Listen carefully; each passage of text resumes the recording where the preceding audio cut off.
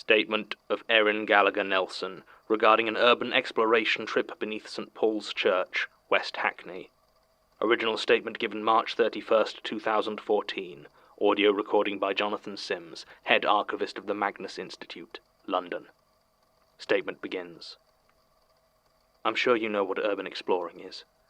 I'm sure you've had plenty of amateur yahoos in here who stumble across a ghost in some old factory, so I'll spare you the breakdown of how it works. And if you don't know what it is, well, the internet's a thing. Look it up. I'm about as close to a professional as you can get out of what's basically trespass as a sport.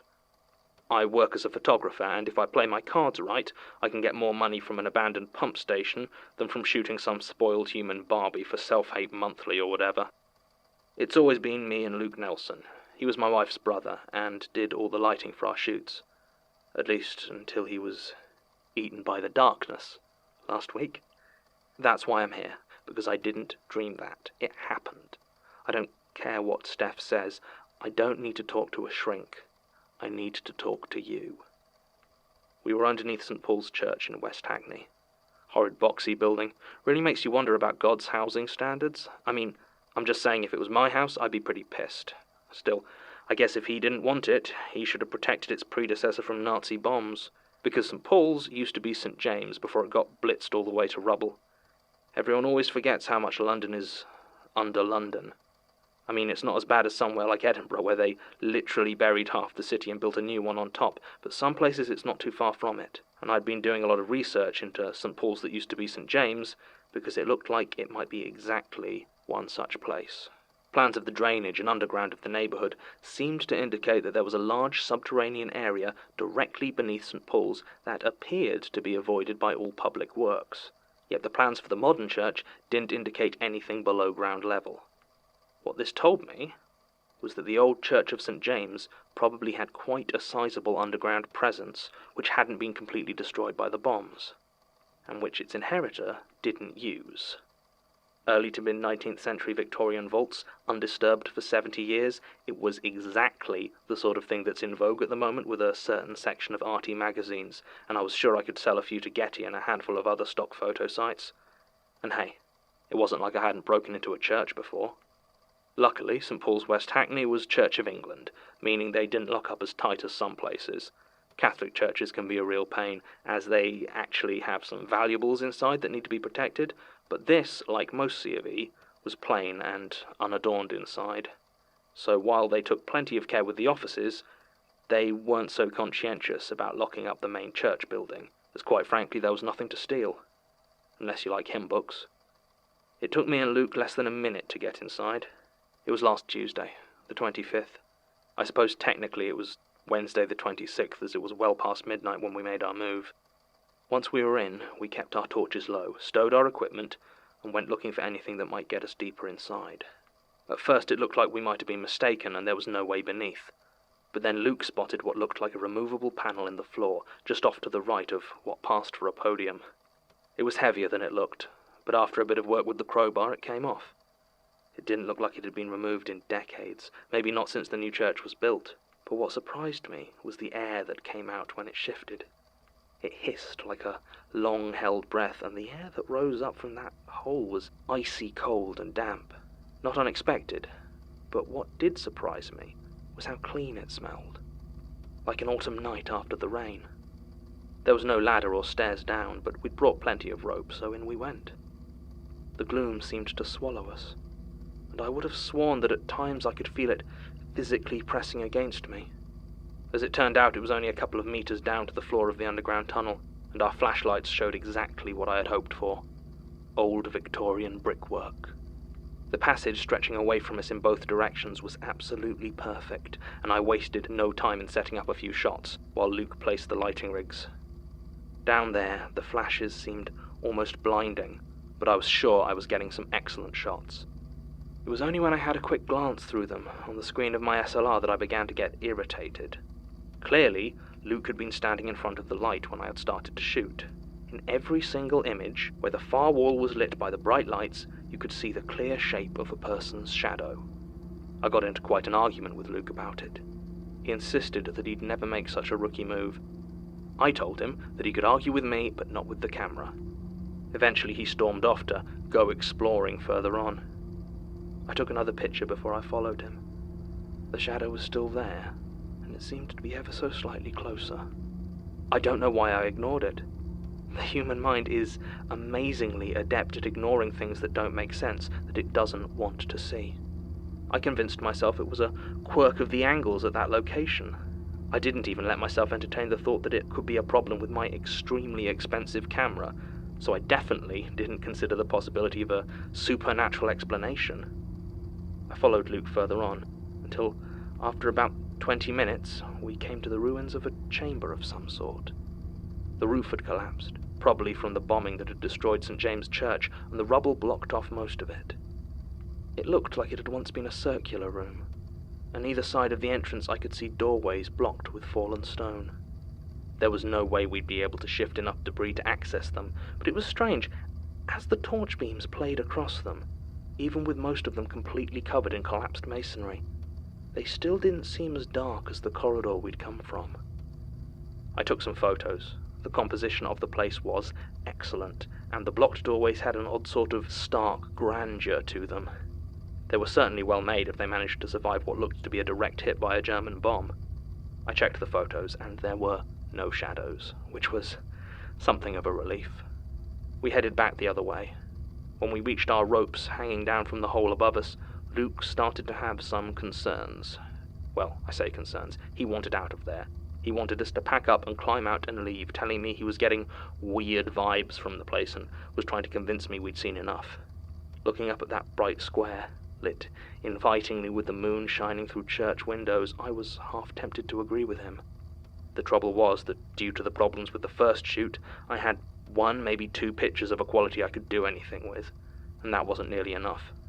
I told him bluntly that I didn't have enough, and if I didn't get paid, he didn't get paid. I saw the conflict on his face.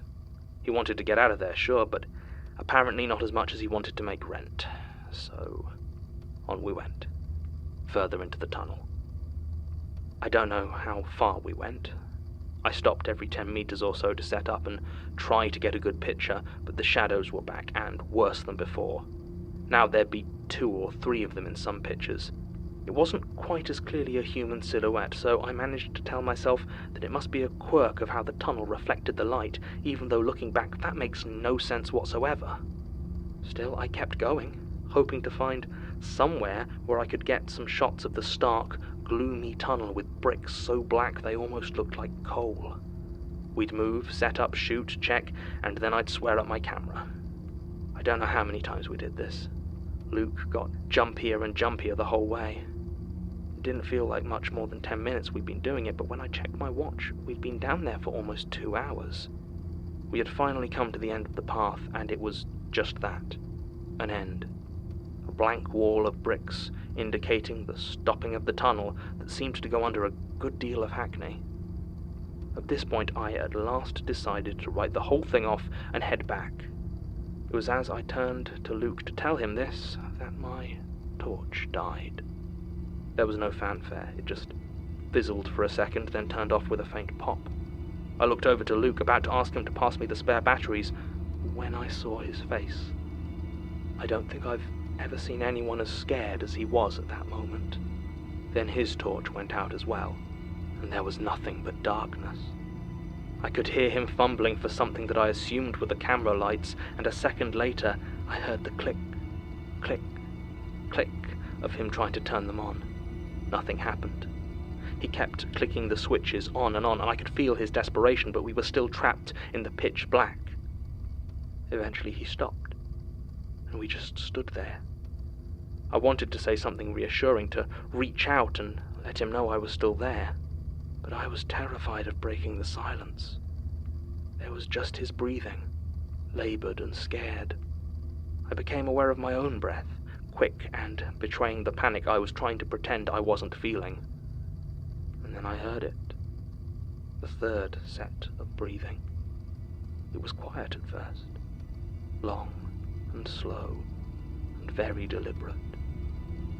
The more I listened, the louder it seemed to become, as though whoever was down here with us was making sure we could hear it. And then another set of breaths joined it, deep and throaty. and a fifth, a sixth, then more. We were surrounded on all sides by the sound of breathing, getting louder, getting closer. Luke let out a small whimper, and altogether they stopped. In their place there came a scraping sound, something metal. It sounded like being dragged across the bricks, far away behind us but getting closer and fast. It was joined by a heavy thumping tread, footsteps coming towards us, rhythmic and unhurried. I almost thought it could be my heartbeat, pounding in my ears, but the echo assured me it was coming from down the tunnel.